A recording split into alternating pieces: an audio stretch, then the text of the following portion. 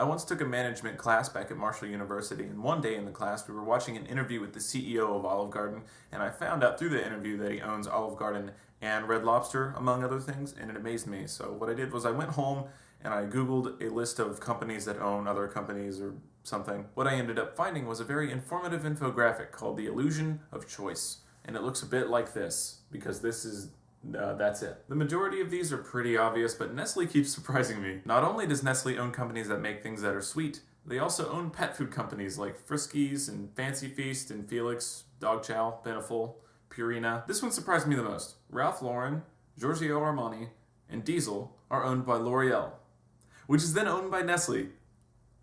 Ruffles, Cheetos, Fritos, Tostitos, Doritos, Lay's, Sun Chips, all Pepsi. I think one of the most interesting things about these corporations using other companies to sell things is that they're self-aware that people don't want to buy their stuff just because their name is on it, so they hide under a new name and make it seem organic, or I don't know. Like Alienware. You ever think, ooh, I'm gonna get an Alienware computer, they're so fast, independent company. Nope, owned by Dell.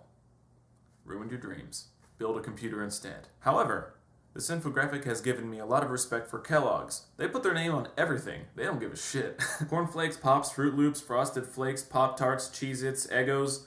I knew these were Kellogg's before I looked at this infographic.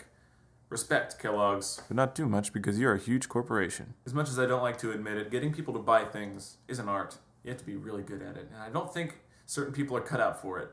Me being one of them. I used to have this job at Best Buy, and it was easily the worst job I've ever had in my life. Not because of the work conditions, but because I hate convincing people that they have to buy things. It killed my spirits, and I couldn't do it at all. Suggestive selling was a huge thing we had to do there. Like when people bought a computer or a printer, we had to tell them that they needed Microsoft Office, and it's like $100, and it's a license for 3 people, and you need it to get through college.